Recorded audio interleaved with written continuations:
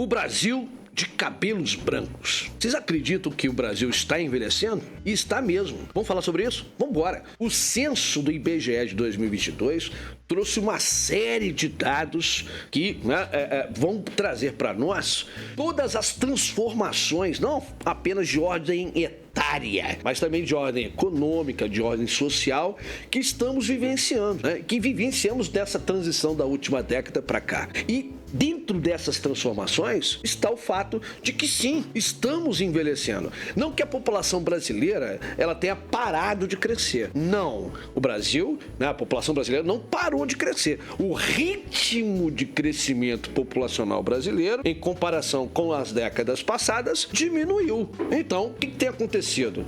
Está acontecendo é que menos brasileiros estão nascendo. Só para vocês terem uma ideia, acredita aí, nos anos 60, a média de fecundidade da mulher brasileira eram de 6 filhos. Hein? 6 filhos. Detalhe, eu conheci uma senhora, Dona Josefa, tá viva ainda, ela tá viva. Tem nossos, mais ou menos uns 85 anos, né? Dona Josefa, ela teve 22 filhos. É isso mesmo. De parto normal, na roça, sem contar... Só pra você ter uma ideia, sem contar que ela dizia o seguinte: as parteiras roubaram meus filhos. Elas roubaram meus filhos. Ela falava que nasceram mais do que 22. E era comum, por exemplo, na roça, as parteiras assim, né? Os anjinhos levou, viu? Não vingou, não. E levava o filho dela embora. Caraca, mano, 22 filhos. Exatamente. E qual é a média de fecundidade da mulher brasileira da atualidade? Inferior à média global, né? A média global é de 2,1. Mas pode nascer 2,1 filhos. Calma, filho, eu tô falando de média.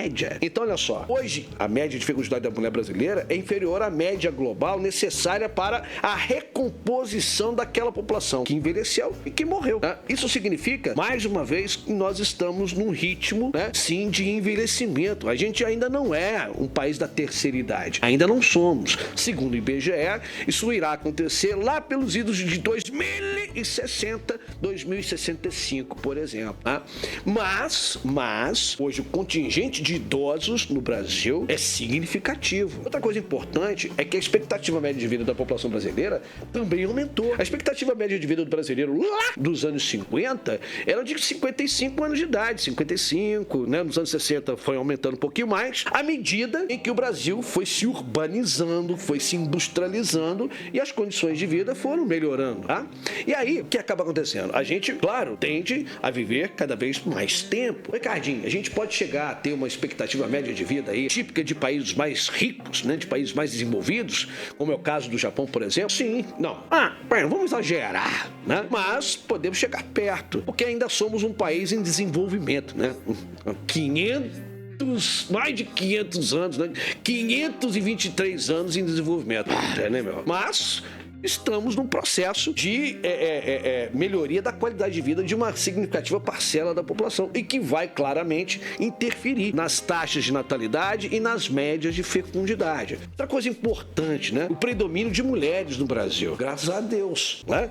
Exatamente. Hoje, segundo o IBGE, né, quase 3 mulheres a mais do que homens no Brasil. Jesus Cristo, bom demais. Isso é bom demais, né?